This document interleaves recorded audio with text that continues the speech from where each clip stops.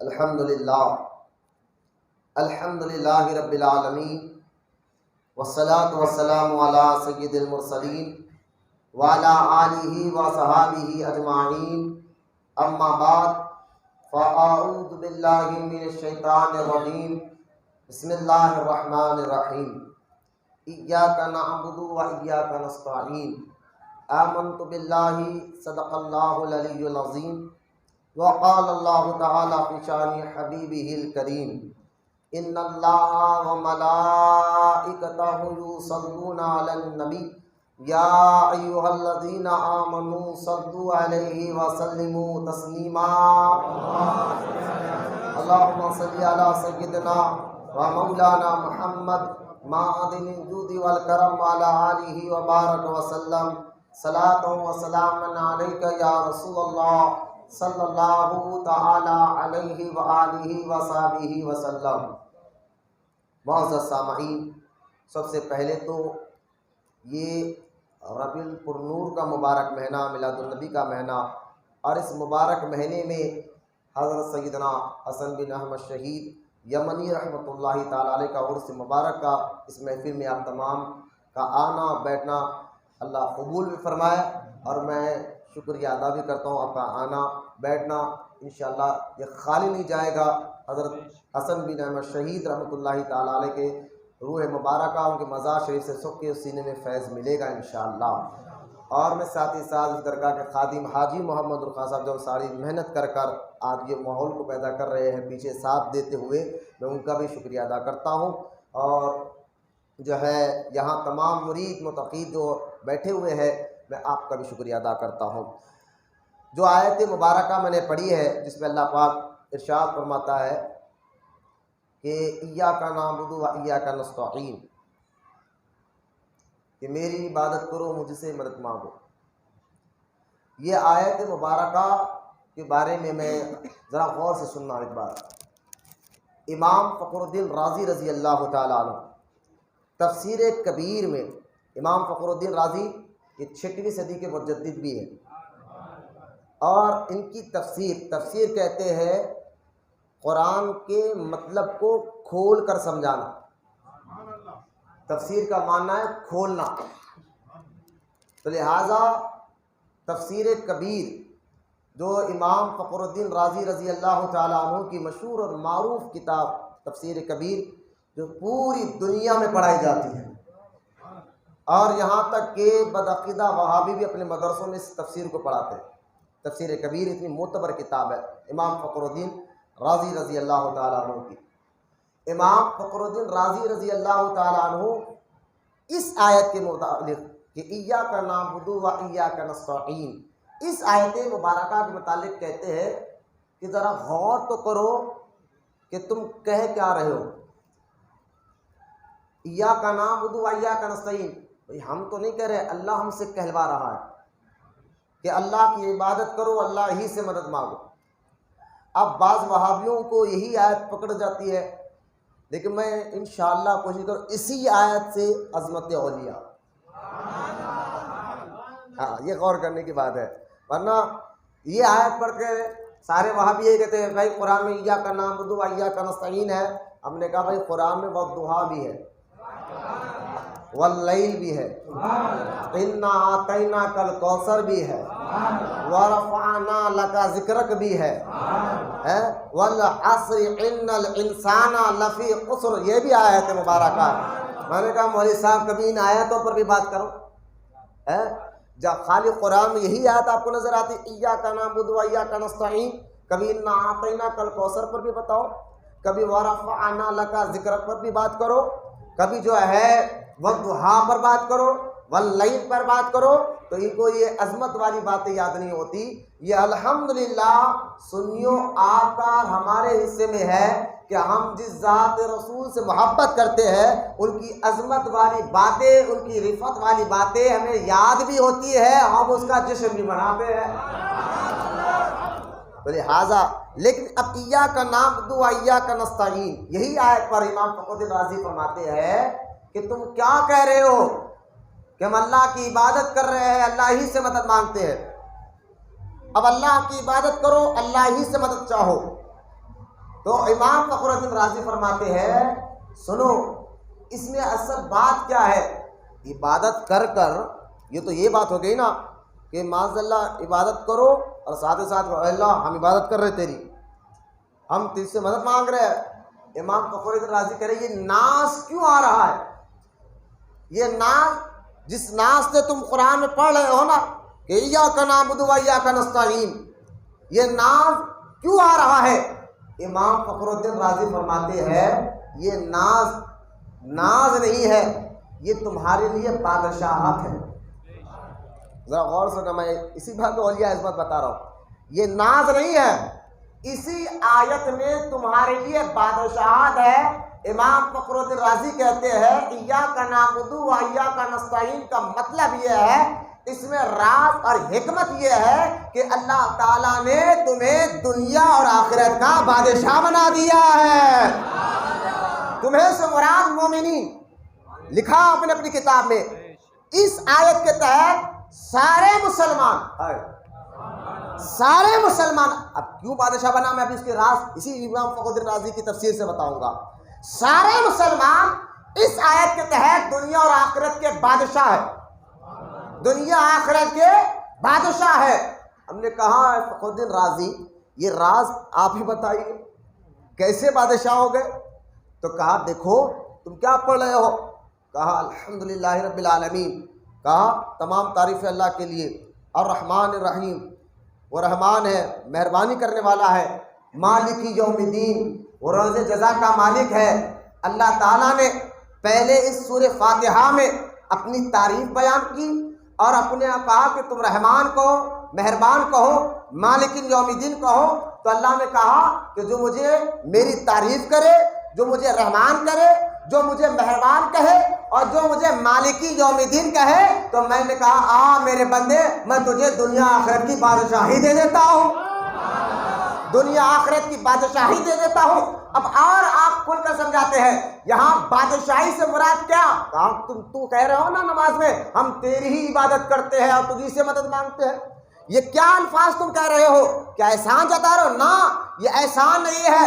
جب کلمہ پڑھ لیتا ہے بندہ، امام فخر الدین رازی کہتے ہیں جب بندہ کلمہ پڑھ لیتا ہے، توحید کو مان لیتا ہے، اور توحید کو مان کر رب کو ایک مان کر جب اس کی تعریف کو بیان کرتا ہے، اس کو رحمان کہتا ہے، اس کو مالک یوم الدین کہتا ہے، تو اللہ فرماتا ہے آؤ کہ میرا در تو وہ در ہے، اس در پہ جو ہے میں عزت والے بندوں کو بھی رکھتا ہوں اور بے عزت والوں کو بھی بتاتا ہوں، تو لہٰذا تم نے میرا کلمہ پڑھا، میری تعریف کی، تو میں تمہاری عزتوں کو بلند کر رہا ہوں۔ بولا محبت سے سبحان اللہ۔ امام فخر الدین رازی کہتے ہیں اصل میں یہ آیت میں تم یہ کہہ رہے اللہ نے تمہیں عزت سے نوازا، اس آیت کے تحت کہ تم بولو مجھے، اللہ خود کہہ رہے تم بولو کہ تم میری عبادت کر رہے ہو۔ امام فخر الدین رازی کہتے ہیں تم بولو کہ تم یہ کہہ رہے ہو کہ میں اللہ کی عبادت کرتا ہوں اور اللہ ہی سے مدد مانگتا ہوں، لہٰذا امام فخر الدین رازی کہتے ہیں یہ عزت اللہ تمہیں دے رہا ہے، یہ عزت سے نواز رہا ہے۔ یہاں سے امام فخر الدین رازی کہتے ہیں کہ جب عام بندوں کو اللہ تعالیٰ اس آیت مبارکہ کے تحت جب وہ کلمہ پڑھ کر رب کی تعریف کرے، رب کو رحمان کہے، رب کو مالک یوم الدین کہے، تو اللہ اس کو عزت سے نوازتا ہے اور اسے کہلواتا ہے تم کہو کہ میں تیری عبادت کر رہا ہوں، تجھ سے مدد مانگ رہا ہوں، تو اللہ کہتا ہے یہ عزت دے کر میں تیرے سر پر بادشاہی کا تاج رکھ رہا ہوں۔ جب عام مومنین کو اللہ پاک عزت دے کر بادشاہت دے رہا ہے تو ان اولیاء اللہ کا مقام و مرتبہ کیا ہوگا؟ بولو نا محبت سے سبحان اللہ، محبت سے۔ ہمارے کام مولوی صاحب سب کہتے ہیں اللہ سے محبت کرو، اللہ سے محبت کرو، سب یہ کہہ رہے ہیں اللہ سے محبت کرو، اور اللہ یہ کہتا ہے یحبنا یحبکم، سب تو یہ کہہ رہے ہیں کہ ہم اللہ سے محبت کرو، اور اللہ یہ کہتا ہے میں ان سے محبت کرتا ہوں، میں ان سے محبت کرتا ہوں۔ تو لہٰذا اس آیت مبارکہ کے تحت اللہ نے مومنوں کو عزت سے نوازا ہے، بولے محبت سے سبحان اللہ۔ اس آیت مبارکہ کے تحت اللہ تعالیٰ نے مومنوں کو عزت سے نوازا ہے۔ آگے بڑھیے، اب غور کریں، لوگ آج سارے وہابی بدعقیدہ میری طرف دیکھیں، کچھ مسئلہ ہے وہ کمیٹی والے دیکھ لیں گے، آپ میری طرف دیکھیں۔ اس آیت مبارکہ کے تحت اولیاء اللہ کی شان سمجھ میں آتی ہے۔ اولیاء، میں صرف ایاک نعبد و ایاک نستعین، یہاں یہ آیت پڑھ کر لوگوں کو گمراہ کیا جاتا ہے، اللہ کی عبادت کرو، اللہ ہی سے مدد مانگو۔ میں نے کہا تفسیر عزیزیہ تم نے پڑھا؟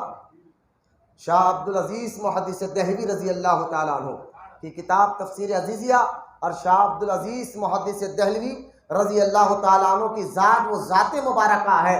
غور سے سنیں، ان کو وہابی بھی اپنا امام مانتے ہیں۔ شاہ عبدالعزیز محدث دہلوی کے کتابیں پڑھتے ہیں، ان کو ممبروں پر جنتی کہتے ہیں، رحمت اللہ تعالیٰ علیہ کہتے ہیں۔ غور کرے، جن کو تو آج لوگ کہتے ہیں مولانا تو ایک ایسا راستہ نکال دیجئے جس میں سنی وہابی کا جھگڑا ختم ہو جائے۔ میں نے کہا ٹھیک ہے، ایک راستہ میں بتاتا ہوں، آپ مانو۔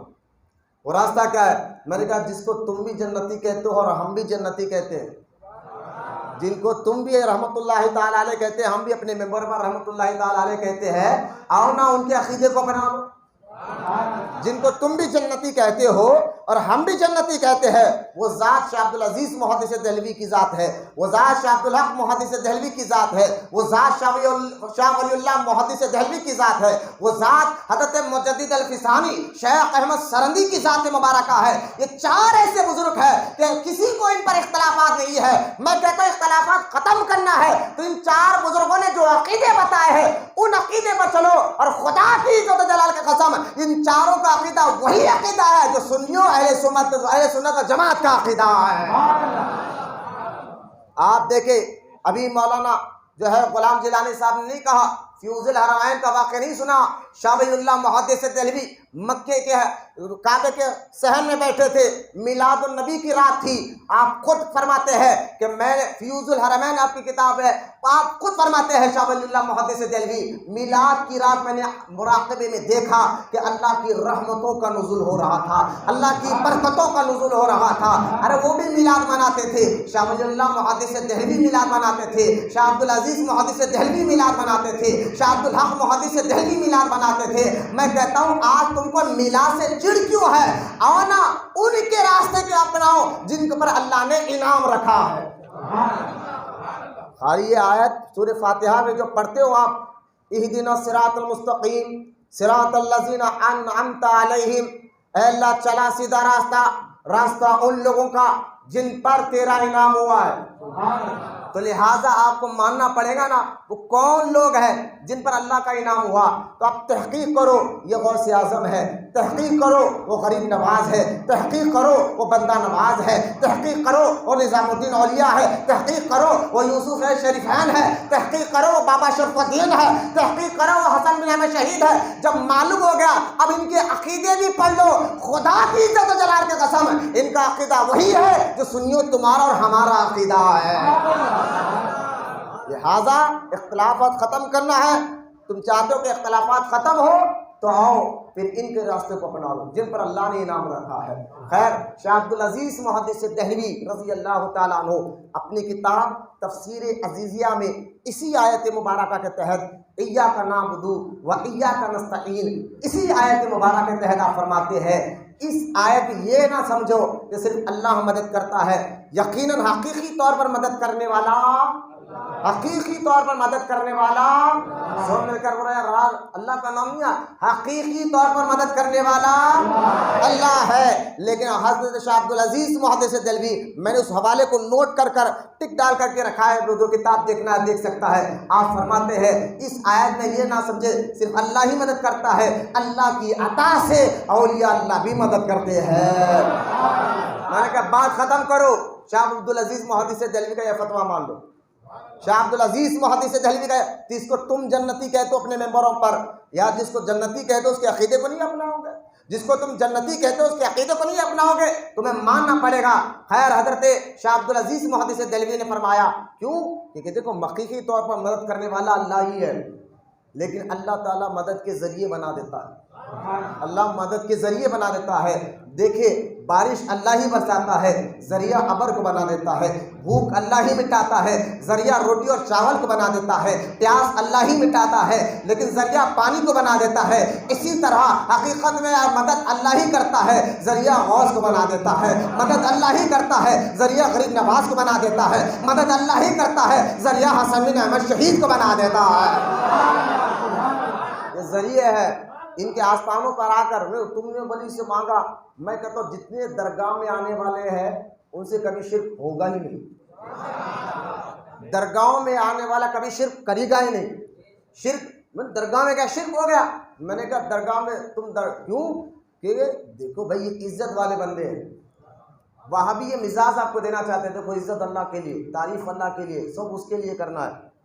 میں نے کہا سب اللہ کے لیے تعریف، اور ہم کیا ہے اللہ کے سامنے ہم ذلیل ہیں، ہم رسوا ہیں، ساری عزت اللہ کے لیے۔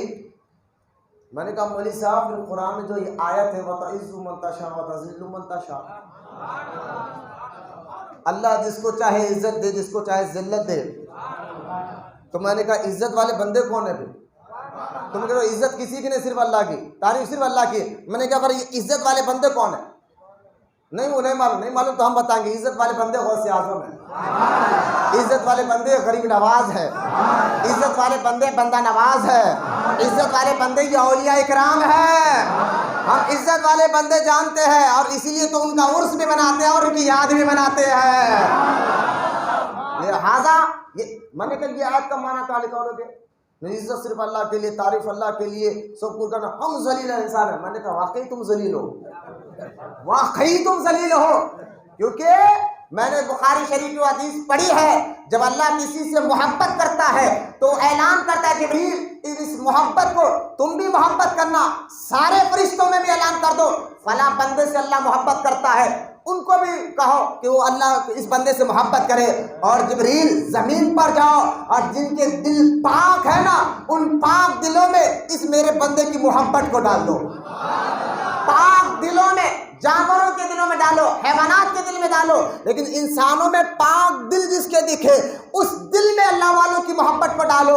آپ خوش نصیب ہے، آپ کے دل میں اللہ والوں کی جو محبت آئی ہے یہ آئی نہیں، رب نے ڈلوایا ہے۔ کیوں؟ کیونکہ آپ کا دل پاک ہے اور اپنے ماں باپ کی آپ حلالی اولاد ہے۔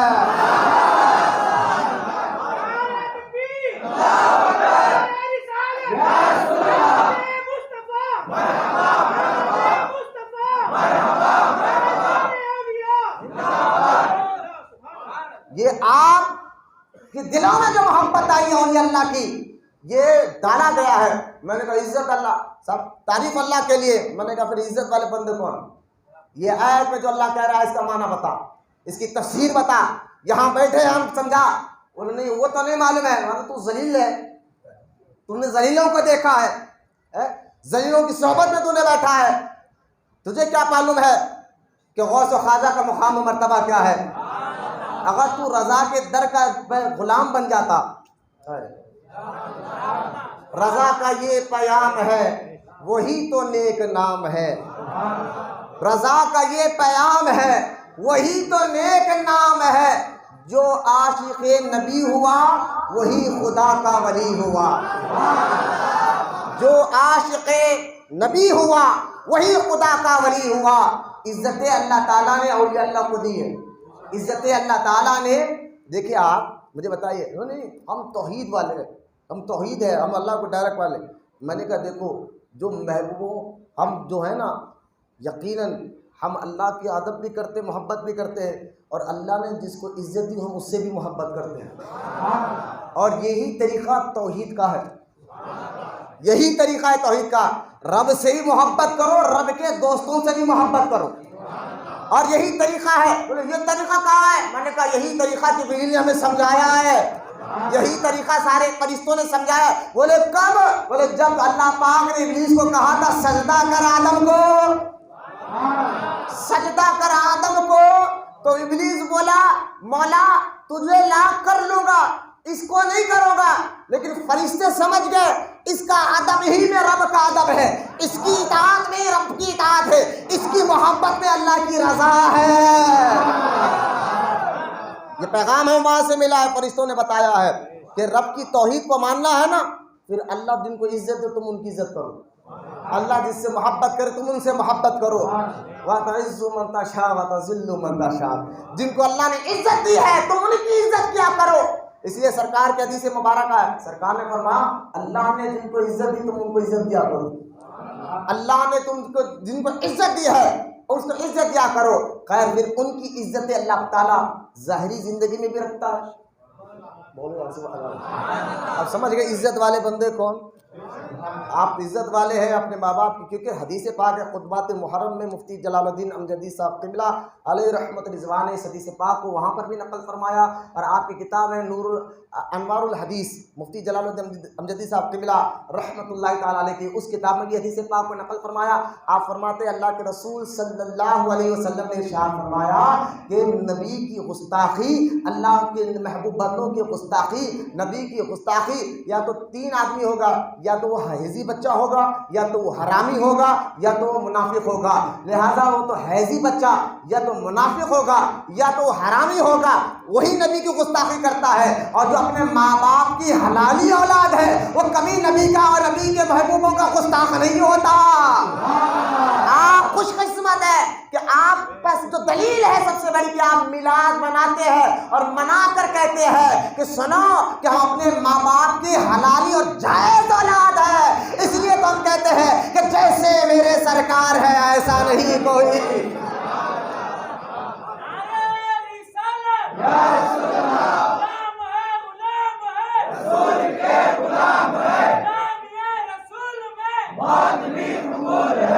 اب غور کرنے کی بات ہے، اللہ نے جن کو عزت دی، کس نے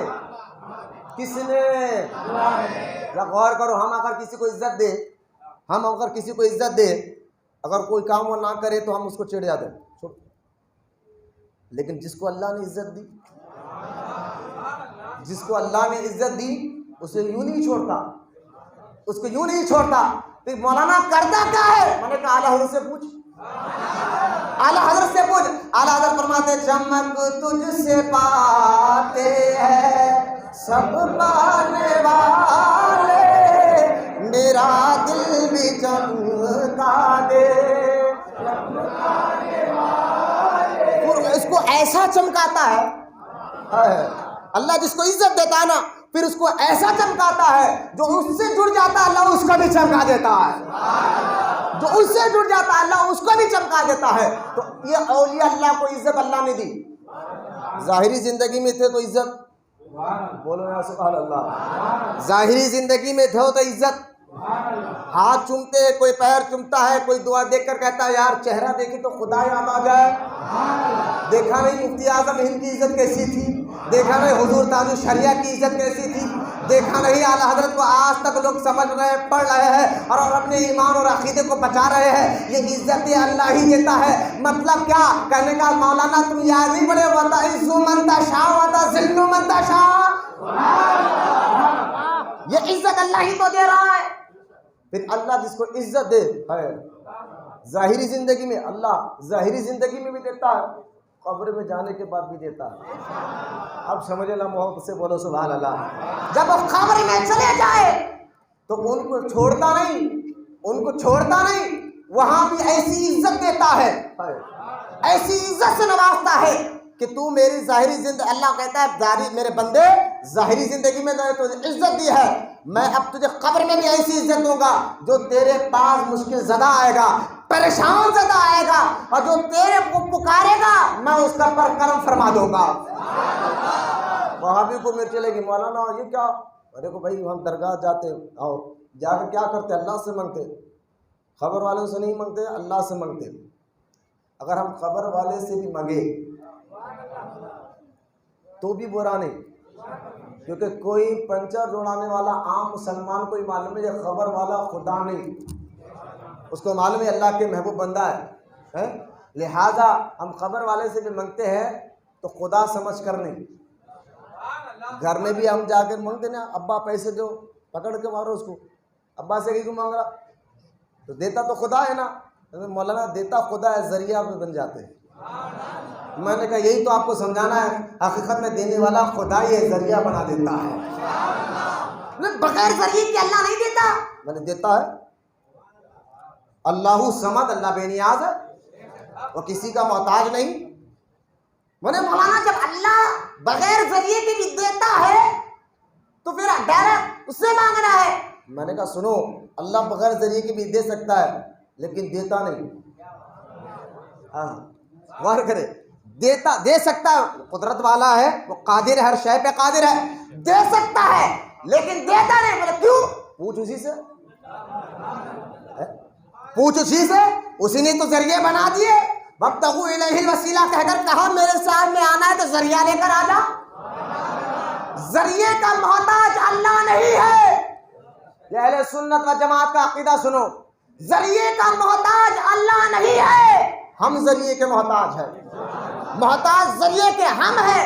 اللہ چاہے تو ڈائریکٹ بھی دے سکتا ہے لیکن دیتا نہیں۔ کیوں؟ مرضی رب کی، مرضی رب کی۔ ڈائریکٹ چاہے تو جیسے آدم کو پیدا کرے سب کو پیدا کر سکتا ہے، نہیں، لہذا تم شادی کرو، بچہ ہونا ہے تو ذریعہ نکاح کو بناؤ، اولاد ہونا ہے تو اب کھانا کھانے کے لیے ذریعہ دیکھیے۔ آپ دیکھیے چاول یا آٹے کا دانہ، جو گیہوں کا دانہ پہلے کھیت میں کھودا جاتا ہے، اس میں بیج ڈالا جاتا ہے، پھر اس پر پانی ڈالا جاتا ہے، ہل چلایا جاتا ہے، پھر جا کے جو ہے نا وہ دانہ بن کر باہر نکلتا ہے۔ وہ دانہ پھر جو ہے میل میں جاتا ہے، وہاں پیسا جاتا ہے، پیسنے کے بعد وہ آٹا بنتا ہے، پھر آٹا دکان پر آتا ہے، دکان میں آنے کے بعد بھی وہ ابھی تیار ہے، ابھی وسیلہ ہے، روٹی کھانے کے لیے اتنا ذریعہ ہے۔ اب وہ روٹی کھانا ہے تو آپ آٹا خریدنا، خرید کر گھر لاؤ، ابھی نہیں کھا سکتے، کیا کرنا؟ پہلے پانی میں گداؤ، یہ ذریعے دیکھتے جائے، پانی میں روٹی کھانے کے لیے اتنے ذریعے کہ آپ اس کو پانی میں گداؤ، پھر گودنے کے بعد کیا کرنا ہے؟ ابھی نہیں کھا سکتے، بولے کیا؟ توے پہ روٹی ڈالو، توے پہ روٹی ڈالو، نیچے آگ کو بھی ذریعہ بناؤ، توا کو بھی ذریعہ بناؤ، روٹی بن گئے۔ تو ابھی نہیں کھا سکتے جب تک ہاتھ سے نہیں توڑو گے، جب تک ہاتھ سے نہیں توڑے گے، ہاتھ سے توڑیے آپ کھا سکتے، کہانی یہ دانتوں کا بھی ذریعہ ضروری ہے۔ جب روٹی تک پہنچنے کے لیے اتنے ذریعے ہیں تو رب تک پہنچنے کے لیے ڈائریکٹ کیسے ہو سکتا ہے؟ ڈائریکٹ روٹی تک نہیں پہنچ سکتا تو رب تک کیسے پہنچے؟ ایک صاحب میں ڈائریکٹ مانگتا ہوں، ارے مانگ بھائی، تیرے کو کون پکڑے؟ ڈائریکٹ بولنے والا ایک تھا نا، تو اسی کا اس کو بھی پیروکار ہے جس کو ہم ابلیس کہتے ہیں۔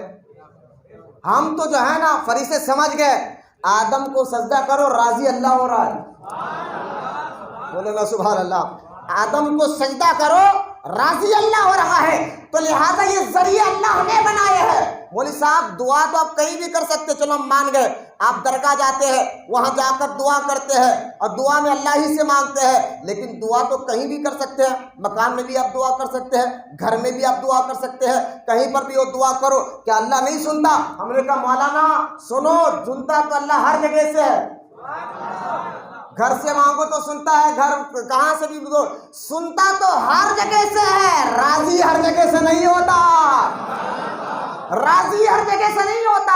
مطلب کیا ہے؟ میں نے کہا کعبہ گئے عمرہ کرنے، بولے ہاں، کیا کیا؟ کعبے کا طواف کیا، بولے ہاں، صفا مروا کا صحیح کی، ہاں، پھر کیا کیا؟ بولے بس اتنا، بولے عمرہ قبول نہیں ہوا، کیوں؟ کہ جب تک مقام ابراہیم کے پاس نماز نہ پڑھے، جب تک مقام ابراہیم کے پاس نماز نہ پڑھے نہ تمہارا عمرہ قبول ہے نہ تمہارا حج قبول ہے۔ میں نے کہا مولانا بتاؤ پھر مقام ابراہیم ہے کیا؟ بولے وہ تو قدموں کے نشان ہے۔ بولے ہے کیا؟ اللہ تو کہتا ہے اللہ کی نشانی ہے۔ میں نے کہا ہے کیا؟ وہ تو ایک پتھر ہے جس پر ابراہیم علیہ السلام کے قدموں کے نشان ہے۔ میں نے کہا مولانا بات کلیئر ہو گئی ہے، اللہ تو چاہتا یہی ہے کہ بندوں میں سنتا ہر جگہ سے ہو لیکن راضی ہر جگہ سے نہیں ہوتا۔ اگر مجھے سننا، مجھے راضی کرنا چاہتے ہو تو میرے محبوبوں کے پاس آ کر مجھے پکارو، میں سنتا بھی اور راضی بھی ہو جاتا ہوں، سنتا بھی ہو اور راضی بھی ہو جاتا ہوں۔ بولا نا محبت سے سبحان اللہ۔ میں نے کہا مولوی صاحب قدموں کے نشان، وہاں نشان، وہاں ابراہیم علیہ السلام کھڑے نہیں، نشان ہے ان کے، نشان کے پاس ٹھہرو تو اللہ راضی۔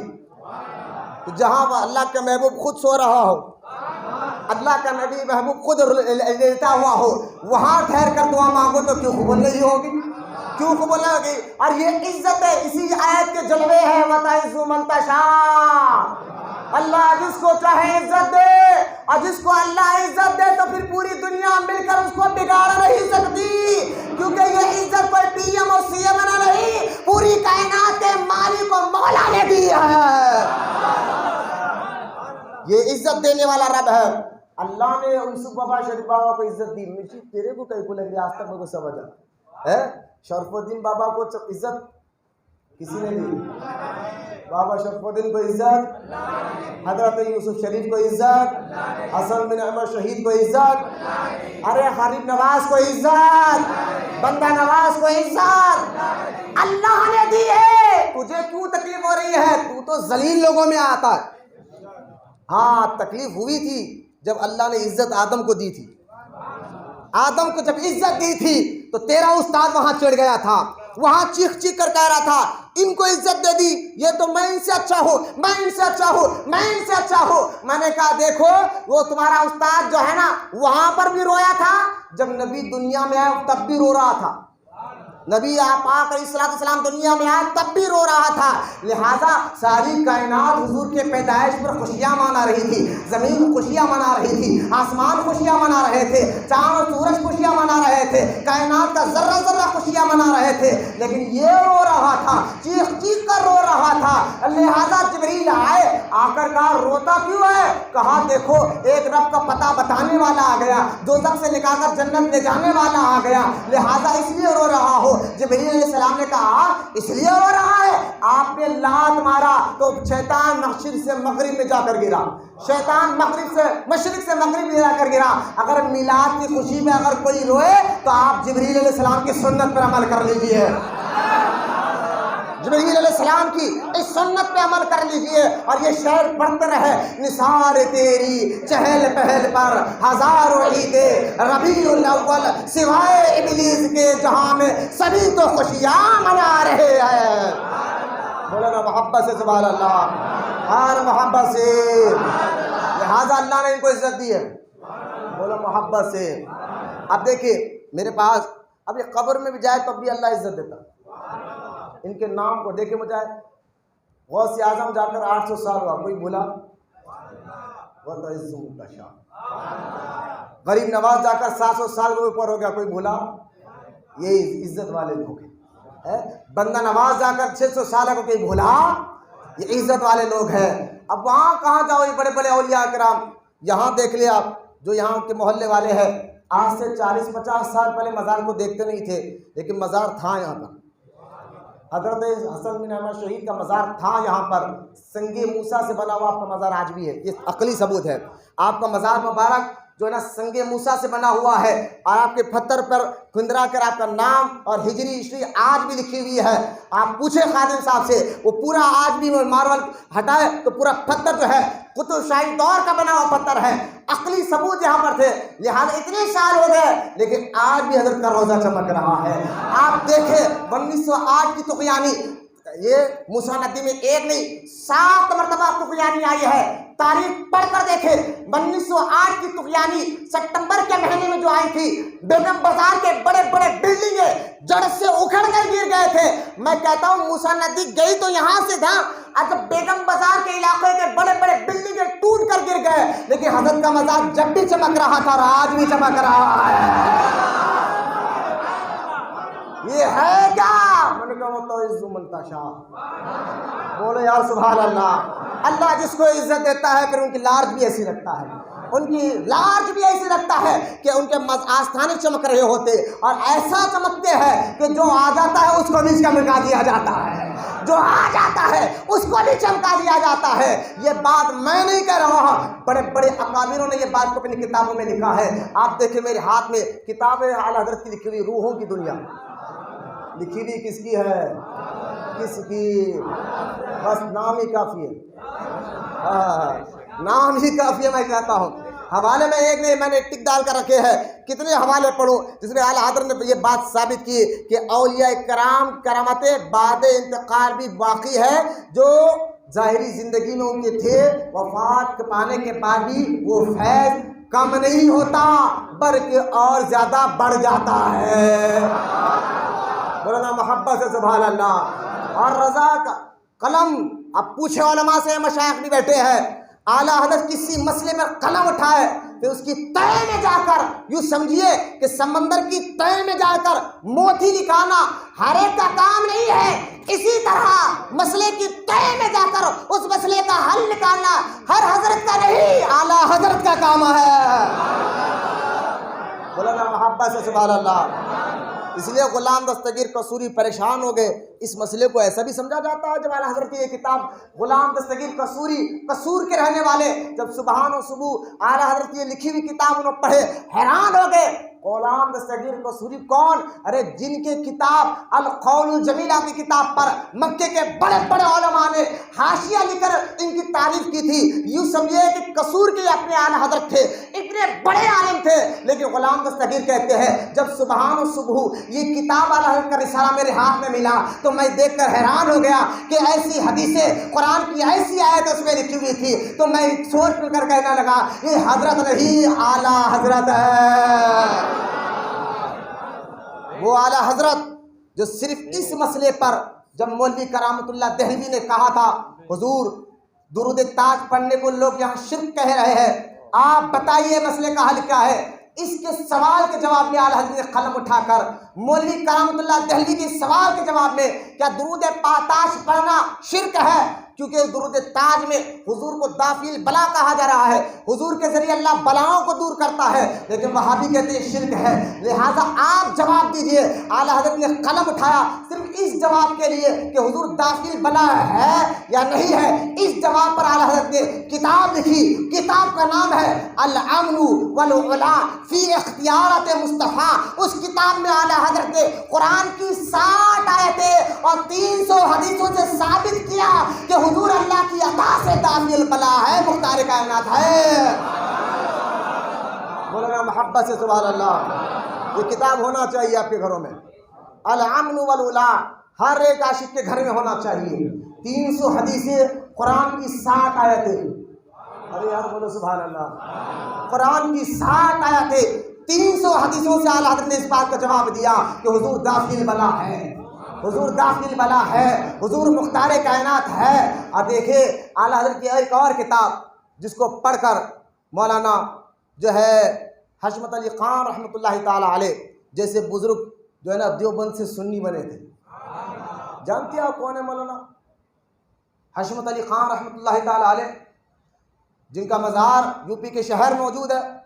آپ ایک مرتبہ اجمیر سے زیارت کر نکلے باہر، اجمیر کے ریلوے اسٹیشن پہ ٹھہرے تھے۔ پہلے یہ دیوبندی تھے، بعد میں ان کے والد بہت سمجھائے، دیوبند میں پڑھتے تھے، حضور کی میلاد سے چڑھتے تھے، عورت سے چڑھتے تھے، لیکن ان کے گھر میں اعلیٰ حضرت کا ایک رسالہ تھا تمہید الایمان، بولنا سبحان اللہ، تمہید الایمان، بس یوں سمجھے کہ ڈرائنگ روم میں رکھا ہوا تھا۔ ان کے والد پڑھتے تھے، والدہ پڑھتے تھے، ڈرائنگ روم میں رکھا تھا، اس لیے اپنے گھروں میں نا ڈرائنگ روم میں جہاں بیٹھتے اچھی اچھی کتابیں رکھا کرو، وہاں رکھا تھا۔ یہ چھٹی میں آئے ہوئے تھے، دیکھیں ذہن دیوبندیہ والا تھا، چھٹی میں آئے ہوئے تھے، لیکن تمہید الایمان کو دیکھا، نکالا، ایک ایک ورق پڑھتے رہے، آنکھوں سے آنسو بھی جاری ہے، استغفر اللہ بھی پڑھ رہے ہیں، کلمہ بھی پڑھ رہے ہیں۔ تمہید الایمان کا رسالہ ختم ہوا اور ادھر مولانا حشمت علی خان رحمۃ اللہ تعالی علیہ کلمہ پڑھ کر سنی اور عاشق رسول بن رہے ہیں۔ بولنا فیض رضا، فیض رضا۔ یہ حشمت علی خان پھر مناظر اہل سنت بنے، جس علاقے میں جاتے وہاں بھی بھاگ جاتے۔ اب اتنے بڑے مناظر، ایک بار اجمیر کے ریلوے اسٹیشن پہ کھڑے تھے، اسٹیشن کے پر کھڑے تھے، ایک شخص آیا، لمبی داڑھی والا تھا، اونچے پیجامے والا تھا، سمجھ گئے؟ اب یہ خود ہم سمجھ جاتے، ہمارا بچہ سمجھ جاتا، نہیں سمجھتا، چھوٹا ہمارا بھائی بچہ دیکھ رہے وہ نہیں جا رہا، وہ وہاں بھی وہ نہیں جا رہا، کیوں؟ میرے بچہ کیوں پہچان لیتا ہے کہ تمہارے چہروں پہ غرٹ پنا ہوتا ہو، تمہارے چہرے اتنے غرٹ ہوتے ہیں کہ تمہارے چہرے پہ نماز پڑھنے کے بعد پیشانی گھسنے کے بعد بھی نور نہیں آتا، کیوں؟ کیونکہ تم نور والے آقا کو نور نہیں مانتے، تم نور والے آقا کو نور نہیں مانتے، اور ہم جو ہے نا نور والے آقا کو نور مانتے ہیں۔ نور مانتے ہیں. اس لیے آپ سنی، آپ دیکھیں اللہ ہر سنی کو نمازی بنائے، عاشق رسول بنائے، لیکن میرا بات کا غلط مطلب نہ نکالے. اگر نماز نہ بھی پڑھے لیکن عشق رسول کے چھما اس کے سینے میں ایسے جلتی ہے کہ اس کے چہرے پہ نور برستا ہے، اور یہ چہرہ گھس گھس کر بھی چہرہ وراٹ ہو جاتا ہے. میں جمعہ اتوار میں بیان کیا، اگر میں حدیث سے ثابت کروں تو سر سے لے کر پیر تک وہابی کو بدعت میں ڈوبا ہوا بتا سکتا ہوں. حدیث سر سے لے کر پیر تک وہابی بدعت میں ڈوبا ہوا ہے. حدیث سے سننا چاہتے ہیں؟ حدیث کیا ہے؟ سنو حدیث سنو. آپ سرکار دو عالم علیہ السلام جب مال غنیمت بانٹ رہے تھے، جو شخص آ کر حضور کو تانا دیا، سرکار نے فرمایا صحابہ کو اس کے حولیے کو دیکھ لو، اس کے حولیے کو دیکھ لو. تو صحابہ کہتے ہیں اس کا حولیہ کیا تھا؟ ٹکلا تھا. پہلا ٹکلا. سرکار دو عالم صلی اللہ تعالی وسلم یا تو عمرہ یا حج کے لیے سر مبارک کے بال کو لے کر بار بار سرکار سر نہیں مڈوایا کرتے تھے، بار بار. اور یہ بار بار جا رہے سر مڈوا رہے، بار بار جا رہے، تو یہ سر ان کا بار بار مڈوانا یہ بدعت، یہ سر بار بار مڈوانا یہ بدعت. اب دیکھیں وہ صحابہ کہتے ہیں آنکھیں اس کی دبی ہوئی تھی، گال پھلے ہوئے تھے، پیشانی پر نماز کا گھنٹہ تھا. میں نے کہا یہ سارا حولیہ تمہارے اندر ہے. اب سنو، سرکار نے فرمایا نماز کیسے پڑھنا ہے. حضور نے کبھی ہاتھ ناک پر باندھا، کبھی دل پر باندھا، کبھی ہاتھ چھوڑ کر نماز پڑھا. تو مالکی لوگ ہاتھ چھوڑ کر نماز پڑھتے ہیں، حنفی ناک پہ ہاتھ باندھتے ہیں، حنبلی اور شافعی دل پر ناک باندھتے ہیں، ہاتھ باندھتے ہیں. سرکار نے کبھی زندگی میں اپنے سینے پہ ہاتھ نہیں باندھا، سینے پہ ہاتھ نہیں باندھا. عورتوں کو حکم دیا سرکار نے کہ تم جو ہے نا سینے پہ ہاتھ باندھو، کیا تاکہ تمہارا سینے کا برا نہ دکھے. یہ عورتوں کو حکم تھا کہ سینے پہ ہاتھ باندھو، تو کیوں باندھ رہا؟ تو تیرا یہ سینے پہ ہاتھ باندھنا بدعت، بولو نا. اور اس کا ضرورت سے زیادہ اونچا پہنوا پہنا یہ بدعت، ضرورت سے زیادہ. سرکار نے فرمایا داڑھی ایک مٹھی رکھو، بولو یا سبحان اللہ. ان کی داڑھی یہاں تک لٹک رہی، تمہارا ضرورت سے زیادہ داڑھی بڑھانا یہ بدعت. اب کھڑے ہو نماز میں تیر کمان بنا کر.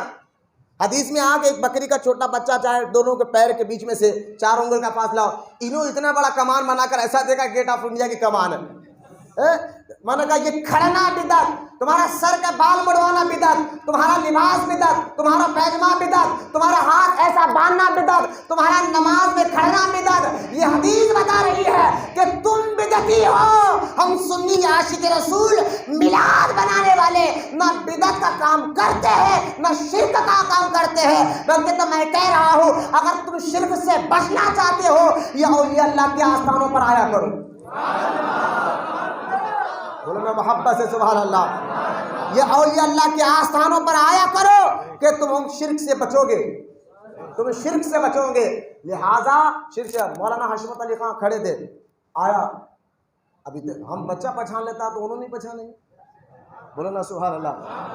آگے اور حضرت کہاں سے آ رہے ہیں؟ حضرت دیکھ لیے پہچان لیے انہیں ہے. حضرت کا منہ میں حضرت نے جواب دیا الحمدللہ اجمیر گیا، جنتی دروازے سے داخل ہوا، جنتی بن گیا. لوگ کو آج تک پریشانی ہے کہ حضرت یہ جنتی دروازہ کیا ہے؟ بھائی اس میں کئی روایتیں ہیں کہ بابا فرید گنج شیخ جہاں عبادت کرنے بیٹھے تھے دیکھا کہ اسی دروازے سے حضور آئے، حضرت علی آئے، اسی لیے اس کو جنتی دروازہ کہتے ہیں. لیکن ایک حدیث بتاؤں، ایک حدیث بتاؤں جس سے آپ کو ثابت ہوگا کہ بزرگوں کا دروازہ جنتی دروازہ کیوں ہوتا ہے. کیوں؟ بل حدیث پاک اللہ کے رسول علیہ السلام نے فرمایا کہ جب مومن سوال اور جواب میں کامیاب ہو جاتا ہے تو اللہ تعالیٰ اس کی خبر کے گڑھے کو جنت کے باغوں میں سے ایک باغ بنا دیتا ہے.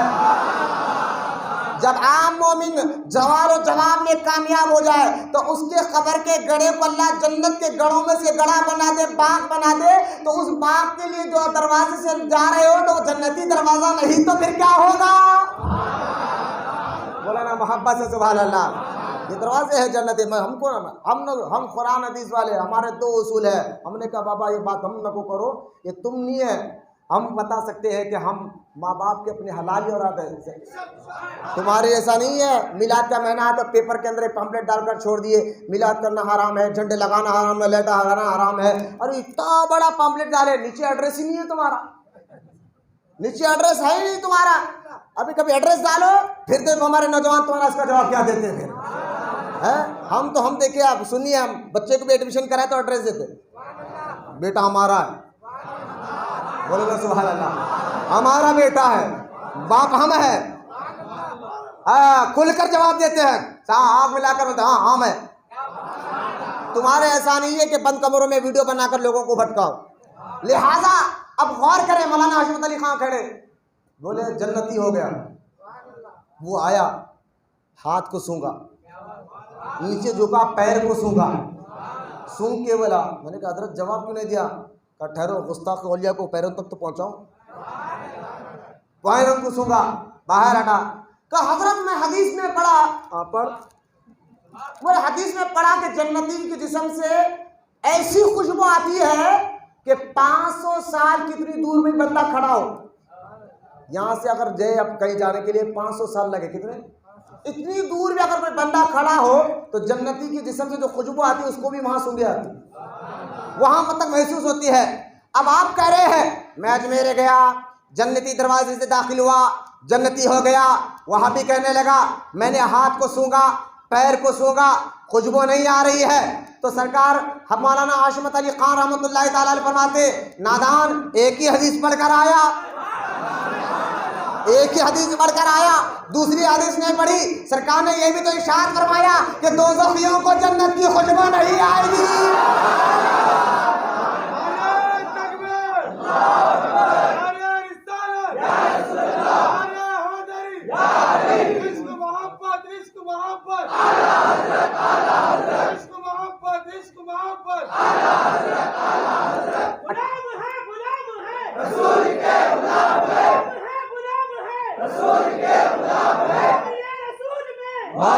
قبول ہے.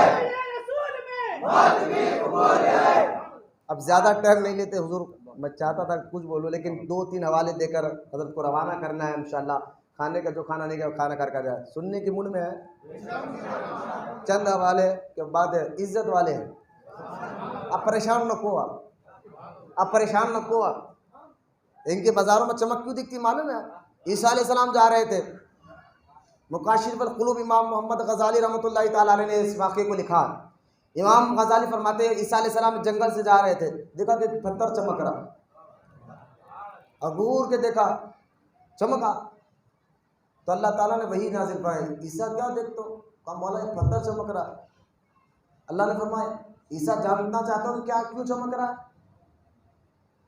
بولے ہاں مولا جاننا چاہتا ہوں. کہا عیسیٰ اپنا آسا تو مار اس پتھر پر, اپنا آسا پتھر پر مارا, پتھر پھٹا, اللہ کا ولی باہر نکلا. اب سمجھے کہ مزاروں پر چمک کیوں دکھتی ہے, مزاروں پر نور کیوں نظر آتا ہے. ہم اور کی خبر پر جائے وہ نظر نہیں آتا جو اللہ والوں وَتَعِزُّ مَن تَشَاءُ, جو اللہ والوں کی خبر میں نور نظر آتا وہ ہمیں نظر نہیں آتا. میں نے کہا الو کو دن میں بھی نظر نہیں آتا. اب ہم کیا کریں تم الو ہے تو, اب ہم کیا کریں تم الو ہے تو, اب ہمیں جو ہے نور نظر آتا کیونکہ ہم نور والے آقا کو نور مانتے ہیں, ہم نور والے آقا کو نور مانتے ہیں. لہذا اب وہ پتھر پھٹا ولی نکلے. بولو نا سبحان اللہ. معلوم کیا ہو, پتھر کی چمک نہیں ولی کی چمک تھی. مزار پر جو نور نظر آتا ہے وہ اللہ والوں کا نور ہوتا ہے کیونکہ اللہ ان کو عزتوں سے نوازتا ہے, اللہ ان کو عزتوں سے نوازتا ہے. اب ایک حوالہ دیکھیں, اعلیٰ حضرت امام نووی رحمۃ اللہ تعالی علیہ کا حوالہ نوٹ کیا. اب بھائی حوالے سے بتانے سے پہلے قرآن کی آیت بھی تو ضروری ہے نا, ولی دیتے نہیں. ایک آیت تو میں نے بتا تھا ایاک نعبد و ایاک نستعین. بولو نا سبحان اللہ. کیا بات بول رہے ہو, ہم تیری عبادت کرتے. کیوں؟ کیونکہ اللہ نے تمہیں بادشاہت دی. تم کلمہ پڑھو نا بادشاہت. امام فخر الدین رازی نے کہا, مجھ پر پتہ نہیں امام فخر الدین رازی نے کہا, لیکن ایک اور آیت ہے 28 12 سورہ نازیات, 28 پڑھے نا, والنازیات غرقا. اس آیت میں کہ اللہ فرماتا ہے والنازیات غرقا. سنو, ہم نے اس کائنات کو چلانے کے لیے, ہوا کو چلانے کے لیے, چاند کو چلانے کے لیے, تاروں کو چلانے کے لیے, سورج کو چلانے کے لیے, زمین و کائنات کے نظام کو چلانے کے لیے اللہ فرماتا ہے والنازیات غرقا, ہم نے اس کائنات کو چلانے کے لیے فرشتوں کو رکھا ہے. بولو محبت سے سبحان اللہ. فرشتوں کو رکھا ہے۔ اسی آیت کے تحت محقق الاطلاق حضرت شاہ عبدالحق محدث دہلوی علیہ رحمت رضوان اپنی کتاب عشرت العماد میں، عشرت العماد شرح مشکات، بولے یار سبحان اللہ، اور بولنے والے شاہ عبدالحق محدث دہلوی ہے، ان کو تم بھی جنتی کہتے ہو اور ہم بھی جنتی کہتے ہیں۔ شاہ عبدالحق محدث دہلوی رحمۃ اللہ تعالی علیہ عشرت العماد شرح مشکات میں یہی آیت کے تحت فرمایا کہ جس میں اللہ تعالیٰ نے جو کہہ رہا ہے قرآن میں سورہ نازیات میں کہ اللہ نے کائنات چلانے کے لیے فرشتوں کو رکھا ہے، اسی آیت کے تحت حضرت محقق علیہ الاطلاق فرماتے ہیں اللہ کا نیک بندہ، اللہ کا محبوب بندہ جب دنیا سے جاتا ہے تو اللہ تعالیٰ ان کی روحوں کو یہ کائنات چلانے والے فرشتوں کے ساتھ رکھ دیتا ہے۔ مولانا محبت سے سبحان اللہ۔ اور جب سے یہ فرشتے کائنات اللہ کے حکم سے چلا رہے، سورج کو، چاند کو، تارے کو، ہوا کو، اسی طرح یہ اولیاء اللہ بھی لوگوں کی مدد کرتے ہیں، کائنات میں آنے والوں کی مدد کرتے ہیں۔ یہ آیت بتا رہی ہے بعد وصال بھی اولیاء اللہ اپنے قبر میں جانے کے بعد بھی اللہ والوں کی مدد کرتے ہیں۔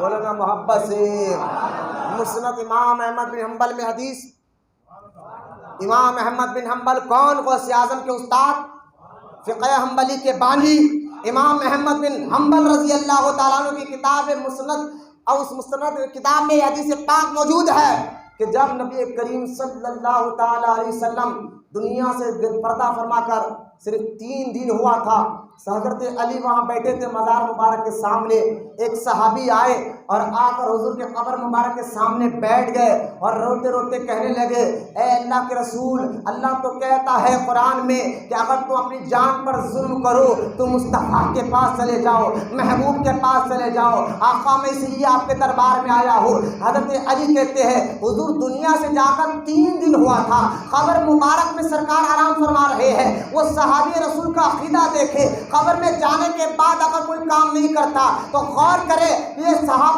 وہ ذات ہے جن کے ذریعے سے دین آگے بڑھا ہے، ان کے کھانتوں پر دین کا بڑا بوجھ تھا، صحابہ کے ذریعے سے تو دین ہم تک پہنچا ہے۔ اب صحابہ کا عقیدہ دیکھے، مولا علی کے سامنے بیٹھے ہیں، حضرت علی کون جن کے بارے میں سرکار فرماتے ہیں میں علم کا شہر ہوں تو علی اس کا دروازہ ہے۔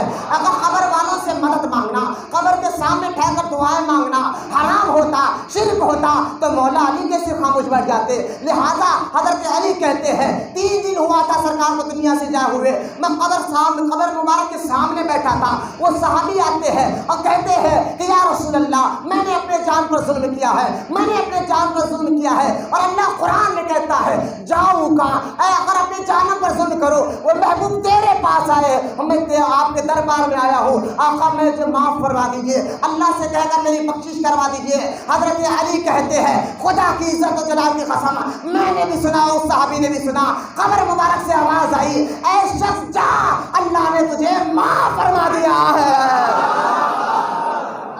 مولانا محبت سے معلوم کیا ہوا؟ صحابی بتا دیے اللہ کے محبوبوں کے پاس جاؤ صرف دنیا مت مانگو، حضرت گاڑی دلا دو، بنگلہ دلا دو، ویزا لگا دو، یہ بھی ہے بولے، لیکن یہ تو وہی بات ہوئی نا کہ بادشاہ سے ملنے جاؤ اور اس سے 2 روپے مانگو، یہ تو وہی بات ہوئی نا کہ راجا کے پاس جا کر 2 روپے مانگو۔ بھائی جس سے مانگ رہے ہو تو اس کی حیثیت بھی تو دیکھ لو، جس سے مانگ رہے ہو اس کی پہنچ بھی تو دیکھ لو، تو لہٰذا اپنے ماں باپ کی بھی مغفرت مانگو۔ ارے ابوالحسن کرخانی تو محمود غزنوی کو یہی تو بات کی، تاریخی فرشتہ کتاب کا نام ہے حضرت محمود غزنوی رحمۃ اللہ تعالیٰ علیہ، جب سومنات کو فتح کرنے کے لیے ہندوستان آئے تھے، 16 بار جنگ ہار گئے تھے، 17ویں بار پھر جنگ کرنے کے لیے آئے، جنگ ہار رہے تھے، سپاہیوں نے آ کر کہا محمود ہم ہار رہے ہیں، محمود غزنوی اٹھے اپنے خیمے میں گئے اور اس اپنے پیر و مرشد کا جھبا لیا اور لے کر سامنے رکھ کر 2 رکعت نوافل نماز پڑھی اور کہا اے اللہ نماز میرے مولا عمل تو کچھ نہیں ہے لیکن میرے مولا میرے پیر کا جھبا ہے، اس کے وسیلے سے کامیابی دے دے، اس کے وسیلے سے کامیابی دے دے۔ حضرت محمود غزنوی دعا کر رہے ہیں، سپاہی دوڑتا ہوا کر کہتا حضور مبارک ہم کامیاب ہو گئے، ہم کامیاب ہو گئے۔ محمود غزنوی خوش ہو جاتے ہیں اور اسی رات جب سوتے ہیں آپ کے پیر ابوالحسن کرخانی خواب میں آ آتے ہیں اور کہتے ہیں محمود تو نے میرے جھبے کی تو بے عزتی کر دی ہے. انہوں نے کہا حضور اسی جھبے کے وسیلے سے تو کامیابی ملی ہے, فاتحہ ملی ہے, بے عزتی کیسے ہوئی ہے؟ تو حضرت ابوالحسن قرقانی کہتے ہیں کہ سمجھا نہیں محمود, میں یہ کہنا چاہتا ہوں اگر اس جھبے کو سامنے رکھ کر اللہ سے یہ کہتا اے اللہ اس جھبے کے وسیلے سے یہ مندر میں رہنے والوں کو ایمان نصیب کر دے تو سب کو اللہ تعالیٰ ایمان والا بنا دیتا.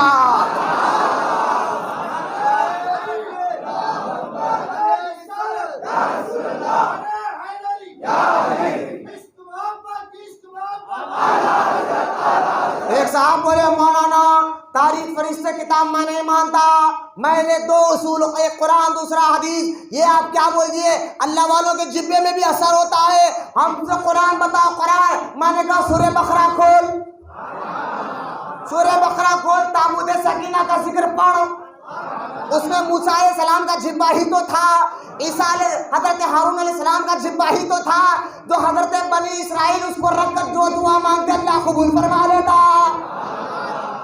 ہمیں مت چھوڑو, ہر دلیل قرآن حدیث کی روشنی میں رکھتے ہیں, بولو نا محبت سے سبحان اللہ. ہر دلیل کو قرآن حدیث کی روشنی میں رکھتے ہیں, ہم بتا سکتے ہیں کیوں, لیکن ہمارے پاس تو آتے نہیں, ہمارے پاس تو آتے نہیں. وہ بیچارے آٹو چلانے والے ہوٹلوں میں بیٹھے اور معلوم ہے قرآن میں ہے درگاہ جانا اور رسم منانا, وہ بیچارہ کیا بولے گا, آپ اس کو یہ بولنا نہیں جانا نہیں منانا, انہیں کہاں لکھا ہوا ہے قرآن میں بتا, آسان سوال کو قرآن میں ہے درگاہ جانا, ارے بھائی نہیں جانا بلکہ کہاں لکھا بتا, یہ کہا ہے بتا درگاہ کو نہیں جانا, قرآن کے 30 پاروں میں بتا, یہ کہا ہے ایسا لکھا ہوا کہ ہے, ایسا کوئی آیت اتری ہے, لیکن کیا ہے معلوم ہے وہ آپ کے پاس آتے ہیں, سنی عالم کے پاس آتا ہی نہیں. جیسا سورج نکلتے ہی اندھیرا غائب ہو جاتا ہے, سنی عالموں کو دیکھ کر وہاں بھی غائب ہو جاتا ہے. عالی سورج میں آنے والوں اپنے ایمان اور عقیدے کو محفوظ کر لو. میں آپ کو چیلنج کے ساتھ کہہ رہا ہوں, جو اولیاء اللہ کے آستانوں پر آنے والا ہوتا ہے وہ حقیقی طور پر توحید کا ماننے والا ہوتا ہے. کیوں؟ کیونکہ مدرسوں میں پڑھایا جاتا ہے, خانخواہوں میں اللہ کا جام پلایا جاتا ہے. ہاں, کسی کہنے والے نے کیا خوب کہا, تو نے پی کتابوں سے میں نے پی نگاہوں سے, فرق ہے بہت آتا. بولے سبحان اللہ, فرق ہے بہت آتا تیرے میرے پینے میں. بہار میں ایک درگاہ ہے, بہار پٹنہ میں ایک درگاہ شریف ہے, حضرت شہباز الدین شاہ قادری, اعلیٰ حضرت بھی وہاں گئے تھے. جی اعلیٰ حضرت بھی گئے تھے اس بارگاہ میں. حضرت شہباز الدین شاہ قادری کے 2 مرید تھے, دونوں خدمت میں رہتے تھے. پیر کی خدمت میں ملتا ہے, دنیا بھی ملتی ہے اور آخرت بھی ملتا ہے, بس عقیدہ مضبوط ہونا چاہیے. اعلیٰ حضرت فرماتے ہیں مرید کو یہ یقین رکھنا کہ میرا پیر میرے لیے افضل ہے, میرا پیر میرے لیے افضل ہے, اور فیض ملتا ہے تو پھر اس کے دروازے کھل جاتے ہیں. شہباز الدین شاہ قادری رحمۃ اللہ تعالیٰ علیہ کے 2 مرید تھے. ایک مرید گئے پڑھ لکھ کر مفتی بن کر آئے, دوسرے مرید خدمت میں تھے. انہوں نے آ کر کہا میں تو مفتی بن گیا تو ابھی تک خدمت میں ہے. تو وہ گئے جا کر اپنے پیر سے, حضور میرے پیر بھائی نے ایسا کہا کہ وہ تو پڑھ لکھ کر مفتی بن کر آ گیا, میں ابھی تک آپ کی خدمت میں ہوں, وہی بیٹھا ہوا ہوں. حضرت جلانے میں آئے, ہاتھ میں لکڑی لی, لکیر مارا, بابا اس پہ کھڑا. تو کھڑا کہ کیا ہوا, حضور میں حافظ قرآن بن گیا. ایک اور لکیر مارا, کھڑ کا کھڑا, اب کیا حضور میں عالم بن گیا ہوں. اور لکیر مارا, کھڑ, اب کیا حضور میں مفتی بن گیا ہوں. تو نے پی کتابوں سے میں نے پی نگاہوں سے, فرق ہے بہت آتا تیرے میرے پینے میں. لہذا غور کرے, مدرسوں میں پڑھایا جاتا ہے, خانقاہوں میں پلایا جاتا ہے. تو درگاہوں میں آنے والا, خانقاہوں میں آنے والا حقیقی توحید والا ہوتا ہے. وہ شرک کر ہی نہیں سکتا, وہ شرک کر ہی نہیں سکتا, بلکہ شرک سے بچنا ہے. پہلے تو سرکار کی حدیث پاک ہے, اگر وہ موضوع کھول تو اوپر لمبا ہوگا. بخاری کتاب الاعتصام میں حدیث نہیں ہے, سرکار نے نہیں فرمایا کہ مجھے اس بات کا خوف ہے ہی نہیں میرے جانے کے بعد میری امت شرک نہیں کرے گی. بخاری میں حدیث پاک ہے. مولوی صاحب تم تو شرک کا فتویٰ لگا رہے ہو, حضور تو فرماتے ہیں میری امت شرک نہیں کرے گی, میری امت دنیا کی محبت میں ڈوب جائے گی لیکن شرک. اب مدینے والے کی بات مانو گے یا ملا یا دو ٹانگ والے کی بات مانو گے, یہ آپ کا اوپر ہے. لہٰذا بات ختم کرتے ہوئے علامہ اعلیٰ حضرت فرمایا کہ امام نووی رحمۃ اللہ تعالیٰ علیہ زیارت کی قسمیں فرماتے ہیں کہ زیارت بغرض حصول برکت بھی ہوتی ہے، یہ مزارت اولیاء کے لیے سنت ہے، اور ان کے لیے برزخ میں تصرفات اور برکات بے شمار ہے۔ آپ فرماتے ہیں جس طرح اولیاء اللہ ظاہری زندگی میں لوگوں کو فائدہ پہنچاتے ہیں، امام نووی کہتے ہیں وہ پردہ فرمانے کے بعد بھی ان کا فیض کم نہیں بلکہ اور بڑھ جاتا ہے۔ مولانا محبت سے یہ علامہ یوسف نبھانی کی کتاب ہے جامع کرامت اولیاء، مولانا محبت سے سبحان اللہ، صفحہ نمبر 392 ہے نا، اس میں ایک علامہ یوسف نبھانی نے لکھا، آپ فرماتے ہیں سید احمد نامی ایک بزرگ مصر میں رہتے تھے، وہ حج کے موقع پر اپنے ماں کو لیے، کس کو؟ اپنی ماں کو لیے مدینے پر حج کے لیے آئے، حج کیا، حج کرنے کے بعد مدینہ پہنچے اونٹ پر، تو آپ کی اونٹنی اتنی لغار تھی، مدینہ پہنچے تو اونٹ مر گیا۔ وہ حضرت احمد کہتے ہیں میں اور میری ماں مدینے میں تنہا تھے، جانے کا کرایہ نہیں تھا، پیسہ نہیں تھا سواری خرید سکے، ہم پریشان ہوئے تو مدینے میں ایک بزرگ کے پاس جا کر کہے حضور یہ معاملہ آ گیا ہے، میرے ساتھ ماں بھی ہے، میں جانا چاہتا ہوں اپنے شہر مصر کو، لیکن کرایہ نہیں ہے، جو سواری تھی مر گیا، اب کیا کروں؟ تو وہ بزرگ نے فرمایا سیدھا امیر حمزہ کے روضے پہ جا۔ بولنا سبحان اللہ، یہ اعلیٰ حضرت نے علامہ یوسف نبھانی لکھ رہے ہیں، سیدھا امیر حمزہ کے روضے پر جا۔ بولے حضور کیا کرنا؟ فرمایا جا کر جو ہے نا وہ ٹھہر کر قرآن پڑھنا۔ اللہ والوں کے آستانوں پر آ کر قرآن پڑھنے سے بڑے خوش ہوتے ہیں۔ کہا وہ قرآن پڑھنا؟ بولے جی۔ قرآن پڑھنے کے بعد کیا کرے؟ کہا قرآن پڑھنے کے بعد دعا کر کے اپنی جو مشکل ہے بتا کے آ مزار پر۔ بولے یار سبحان اللہ۔ علامہ یوسف نبھانی کہتے ہیں سید احمد وہاں پر گئے، امیر حمزہ رضی اللہ تعالیٰ عنہ کے مزار پر گئے، دعائیں کی، قرآن پڑھا، دعائیں کی، سارا اپنا معروضہ رکھا۔ آپ فرماتے احد کا میدان مدینے سے 3 یا 4 کلومیٹر کی دوری پر ہے، وہاں سے جب میں واپس آیا تو میری ماں میرے انتظار میں بیٹھی تھی، جیسا ہی میں آیا تو ماں کہتی ہے احمد تیرے لیے کوئی آیا تھا۔ بولے سبحان اللہ۔ بولے اماں کون تھا؟ کوئی نہیں، بس کوئی ایک بزرگ تھے تو تیرے نام پوچھ کر میرے پاس آئے تھے۔ میں نے کہا وہ ابھی ادھر مسجد کے پیچھے گئے، ابھی آتا ہوگا۔ کہاں؟ ماں سے کہا ماں کدھر گئے؟ کہا وہ وہاں جا رہے ہیں۔ سید احمد گئے دوڑتے، وہ بزرگ کو پا لیا، ان کو دیکھا تو وہ بزرگ ان کو دیکھ کر کہا احمد تمہارا انتظار کر رہا، بتاؤ پریشانی کیا ہے، بتاؤ پریشانی کیا ہے؟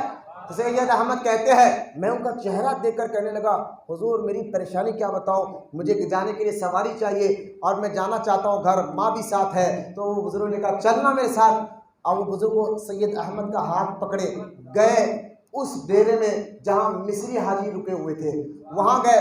مصری حاجی کا امیر نے اس بزرگ کو دیکھا، کھڑا ہو گیا ادب سے، کہا السلام علیکم۔ وعلیکم السلام۔ پہلے بزرگ سے کہا کیا حکم ہے؟ کہا اس غریب کو گھر تک چھوڑ دو۔ بولنا سبحان اللہ۔ اس غریب کو گھر تک چھوڑ دو، یہ پیسے بھی لے لو اور اس کا کرایہ بھی لے لو اور عزت سے لے جانا، اس کے ساتھ اس کی ماں بھی ہے۔ وہ ڈیرے کے امیر کہتے جو حکم میرے آقا۔ وہ بزرگ نکلے اور سید احمد بھی ساتھ نکلے، مسجد نبوی کے قریب آئے تو وہ بزرگ نے فرمایا احمد تو یہاں کھڑنا، میں مسجد میں جا کر آتا ہوں، یا کھڑنا مسجد میں جا کر آتا ہوں۔ مسجد میں داخل ہوئے، سید احمد کہتے ہیں میں طہارت سے فارغ ہوا، بڑی دیر سے انتظار کرا، وہ بزرگ آئے نہیں، میں اندر گیا، پوری مسجد کو نبی کو چھان مارا، دکھائی کوئی نہیں دیا۔ بولنا محبت سے سبحان اللہ۔ پوری مسجد نبی کو چھان مارا، کہیں پر وہ بزرگ نظر نہیں آئے۔ جب نظر نہیں آئے تو سید احمد کہتے ہیں میں اس ڈیرے میں گیا، وہ مصری کے بعد اور جا کر کہا کہ ابھی جو بزرگ آئے تھے وہ کون ہے؟ تو وہ مصر کا امیر کہتا ہے میں بھی نہیں جانتا، بس ان کو دیکھا تو دل میں خوف پیدا ہوا، دبدبا پیدا ہوا، میں ان کو دیکھا، دل نے کہا کھڑے ہو جا، دل نے کہا کھڑے ہو جا، میں کھڑ گیا، جو وہ کہتے تھے جو میں نے کہا حکم میرے آقا حکم، میں نے مان لیا۔ اب وہ سید احمد اسی مدینے کے بزرگ کے پاس گئے جنہوں نے فرسٹ مشورہ دیا تھا کہ روضہ امیر حمزہ پر جانا، وہاں جا کر کہا حضور ایسا ایسا معاملہ، کوئی بزرگ آئے مدد بھی کرے، چلے بھی گئے۔ وہ بزرگ نے آنکھ بند کر کہا احمد وہ بزرگ کوئی اور نہیں، خود امیر حمزہ مزار سے تیری مدد کے لیے آئے تھے۔ بلانا سبحان اللہ۔ یہ کرامت اولیاء میں علامہ یوسف نبھانی نے اس واقعے کو لکھا۔ اور آخری بات، امام محمد غزالی رحمۃ اللہ تعالی علیہ احیاء علوم میں ایک بات لکھتے ہیں. کون ہے امام محمد غزالی؟ آپ 505 ہجری میں وفات پائے، بغداد میں ان کی مزار ہے 505 ہجری میں. اور غوث اعظم، اس وقت غوث اعظم کی عمر جو ہے نا 38 یا 30 سال یا 32 سال تھی. اور اس وقت امام محمد غزالی کی عمر، کیونکہ غوث اعظم کی پیدائش 470 ہجری، اور اس کے 18 سال بعد آپ بغداد آئے تھے پڑھنے کے لیے، اور 505 ہجری میں امام محمد غزالی جا رہے ہیں دنیا سے. تو لہٰذا بالکل دور تھا، امام محمد غزالی بالکل آخری دن میں تھے، اور غوث اعظم بالکل جوان تھے. ملا ہے غوث اعظم نے. جب بنیاد الطالبین ہم ان کی کتاب پڑھتے ہیں تو ایسا دکھتا ہے کہ ایک طرف احیاء علوم رکھو اور ایک طرف بنیاد الطالبین رکھو، دونوں کے باتیں سیم نظر آتے ہیں. جب اتنی گہرائی سے غوث اعظم جس بزرگ کو پڑھے وہ ہے امام محمد غزالی رحمۃ اللہ تعالی علیہ. امام محمد غزالی فرماتے ہیں احیاء علوم میں، آپ نے اپنے ہی دور میں عقلی بادشاہ تھے امام محمد غزالی. عقل والوں کو قرآن حدیث دین ایسا سمجھایا ہے. امام محمد غزالی کو آپ پڑھ کر دیکھے گا، کیمیاء سعادت آپ پڑھ کر دیکھے، احیاء علوم آپ پڑھ کر دیکھے، مکاشف القلوب آپ پڑھ کر دیکھے، معراج العابدین ان کی کتاب پڑھ کر دیکھے. آج کے سائنٹسٹ جو سوالات کرتے ہیں، آج سے 600-800 سال پہلے امام محمد غزالی نے سارے جوابات دے دیے تھے. مولانا محبت سے سبحان اللہ. یہ عقلی طور پر امام محمد غزالی نے سمجھایا ہے. بات ختم کرو اس آخری واقعے کو سنا کر. احیاء علوم میں لکھتے ہیں، مصر میں ایک بزرگ تھے جو ساری زندگی لوگوں کی مدد کرتے تھے. ان کا انتقال ہوا. اسی علاقے میں غریب آدمی تھے، میری طرف نظر کے اسی علاقے میں ایک غریب آدمی تھا. اس غریب آدمی کے گھر بیٹا ہوا، پیسے نہیں تھے. تو سماجی کارکن ہوتے نا ہر علاقے میں جو لوگوں کی مدد کرتے ہیں، وہ گئے لوگوں سے مدد مانگنے کے لیے. اس کو غریب آدمی کو ساتھ لے کر کہیں بھی مدد نہیں ہوئی. تو اس غریب آدمی، وہ سماجی کارکن نے کہا، دیکھ میں تو لوگوں سے بہت چاہ کہ تیری مدد کراؤ، لیکن حالات سب کے خراب ہے، میرے پاس تو آدھے آنے ہیں، یہ رکھ لے. اور وہ صاحب مزار کے پاس گیا جو ظاہری زندگی میں لوگوں کی مدد کرتے ہیں. ان کے پاس جا کر کہا، حضور اگر آپ زندہ ہوتے تو ہماری مدد کرتے، لہٰذا یہ بیچارے کے گھر بیٹا ہوا ہے، حالات بڑے خراب ہیں، اب کیا کرے. یہ کہہ کر وہ سماجی کارکن آیا، سو گیا. وہ بزرگ خواب میں آیا اور آ کر فرما، میرے گھر جا، میری بیوی سے کہ انگوٹھی میری جا رکھی ہے وہاں کھول. وہاں کھودے گا تو 500 دینار نکلیں گے، وہ سارے 500 دینار اس غریب آدمی کو دے دیں. امام محمد غزالی اس واقعے کو احیاء علوم میں لکھ کر کہتے ہیں، ثابت ہوا اس بات سے جو زندگی میں مدد کرتے تھے لوگوں کی، پردہ فرمانے کے بعد ان کا فیض کم نہیں بلکہ بڑھ جاتا ہے. کن کن کو مانو گے؟ حضرت اعلی حضرت نے تو اتنے حوالے لکھے اس کتاب میں. امام نووی کا یہ عقیدہ کہ بعد وصال اولیاء اللہ مدد کرتے ہیں. امام عبد الوہاب اشعری کا یہی عقیدہ کہ بعد وصال اولیاء اللہ مدد کرتے ہیں. امام محمد غزالی کا یہی عقیدہ کہ بعد وصال اولیاء اللہ مدد کرتے ہیں. عبد الرحمن ابن جوزی کا یہی عقیدہ کہ شیخ معروف کرخی مدد کرتے ہیں، شیخ عبد القادر جیلانی مدد کرتے ہیں. آج بھی ارے یہاں تک کہ امام شافعی کا بھی یہی عقیدہ تھا. آپ فرماتے امام شافعی کوئی مشکل آ جاتی تو میں موسیٰ کاظمی کے مزار پر جاتا اور جب دعا کر دیتا، خدا کی قسم اللہ کے مزار کی برکت سے میری دعا کو قبول فرماتا، مشکل حل فرما دیتا تھا. یہ اب مزاروں پر جا کر دعائیں مانگنا اکابروں سے چلتے جا رہا ہے. آج شرک ہو جائے گا تو کس کس کو شرک کا فتویٰ لگا دو گے؟ لہٰذا یہ اولیاء اللہ فیضان دیتے ہیں، جاری رکھتے ہیں، آج بھی جاری ہے. یہ عرس کا پیغام تھا. بولے محبت سے سبحان اللہ. مزاروں پر آنے والا توحیدی ہوتا ہے، کبھی شرک اس سے ہوتا ہی نہیں. شرک ہوتا ہی نہیں، کیونکہ اولیاء اللہ سے محبت ہے اس کو شرک کرنے دیتی نہیں. اور یہ ہے کون؟ جس کو اللہ نے عزت دی. عزت والے یہ لوگ ہیں. بولے نا سبحان اللہ. عزت والے یہ لوگ ہیں. آج بھی ان کے آستانے چمک رہے ہیں. میں تو چاہتا تھا حضرت کی اتنی کرامتیں بیان کروں. میں نے ایک ہی کرامت بتائی کہ موسیٰ ندی آئی، بلے کو گرائی، لیکن مزار کو دھکا نہیں لگا. آج بھی پانی یہاں تک ہی آتا. 3-4 بار ابھی تک ہما ساگر اور عثمان ساگر کے دروازے کھلے، لیکن مسجد کی دیوار تک پانی آتا ہے. اور ایسا دکھتا ہے کہ وہ صرف مزار کی جو دیوار ہے نا اس کو سلام کرنے یا بوسہ لینے پانی آتا ہے. ایک سال جو لاک ڈاؤن پہ جو بارش ہوئی ہے، جو عثمان نگر ڈوبا، جو جب کالونی جو ہے نا وہاں پر فلک نما کا برج کے بعد جو کالونی ڈوبی، اس وقت دیکھیں یہ مسانگٹی بالکل حضرت کے برابر ہے، پوری کی پوری ڈوب گئی تھی. اگر آپ ٹھہر کر دیکھیں تو بازار بھی ڈوبنا چاہیے. مسال کی ٹیپ بالکل جو جلاتے ہیں وہ پوری ڈوب گئی، لیکن مزار تک پانی نہیں، یہاں پر نہیں آیا، بالکل یہاں ایسا دکھ رہا تھا حضرت کو بس وہ پانی سلام دینے کے لیے آ رہا ہے۔ آتے ہیں، آتا ہے بھائی، اگر اس پر دلیل دو تو وقت زیادہ ہوگا، حضرت کو جانا ہے۔ اولیاء، کیونکہ اولیاء اللہ کی حکمت پانی پر بھی ہوتی ہے، ہواؤں پر بھی ہوتی ہے، آگ پر بھی ہوتی ہے، مٹی پر بھی ہوتی ہے۔ یہ سارے کائنات پہ اللہ پاک ان کو اختیارات عطا فرماتا ہے۔ اللہ سے دعا ہے اللہ ہم کو ان کے فیضان سے مالا مال فرمائے۔ ان اولیاء اللہ کے عرس میں آ کر بیٹھنے سے مولا ہمارے ایمان و عقیدے کی حفاظت فرما، اور ان کے فیضان سے ہمیں مالا مال فرما۔ ان کے صدقے میں ہمارے ظاہر، باطن، جسم، روح، دل کو پاک بنا۔ جتنی دیر سے حضرت قبلہ بھی بیٹھے ہیں، مشائخ بھی بیٹھے ہیں، خادم صاحب بھی بیٹھے ہیں، مولا ان کے بیٹھنے کو قبول فرما، اور حضرت کا بھی شکریہ ہے اور خادم صاحب کا بھی شکریہ ہے، شکریہ ادا آپ کا بھی میں ادا کرتا ہوں۔ ہم حضرت حسن بن احمد شہید کے عرس میں آئے ہیں، یہ بھی ایک شکرانے کی محفل ہے، ان کے ذریعے سے ہمارا ایمان محفوظ ہوا ہے، عقیدہ محفوظ ہوا ہے، تو ہم شکریہ ادا کرنے ہیں۔ عرس کی محفل اصل میں شکریہ ادا کرنے کی محفل ہوتی ہے، اور حدیث پاک میں آیا ہے جو بندوں کا شکر ادا نہیں کرتا وہ رب کا بھی نافرمان ہوتا ہے۔ الحمدللہ ہم بندوں کا بھی شکر ادا کرتے ہیں اور رب کا بھی شکر ادا کرتے ہیں، ہم نافرمان نہیں ہے، لہٰذا مولا اس شکرانے کی محفل کو بھی قبول فرما، یہ عرس کی محفل کو بھی قبول فرما۔ یہ عرس میں مولا جتنے بچوں نے محنت کی ہے، دن رات ایک لکھ کر کر کھانے میں ہر چیز میں، مولا ان کی محنت کو قبول فرما، اور جن لوگوں نے یہ عرس سجانے میں مال سے، تن سے، پیسے سے، ذریعے سے مدد کی، مولا ان کو اس کا بہتر اجر عطا فرما۔ حسن بن احمد شہید کے غلاموں کو ان کے ناموں کو داخل فرما، اس پہلے کے فیضان سے ہم سب کے جائز تمناؤں کو قبول اور مقبول فرما، ہم سب کی مشکلوں کو ختم فرما۔ وما علینا الا البلاغ والحمد للہ رب العالمین۔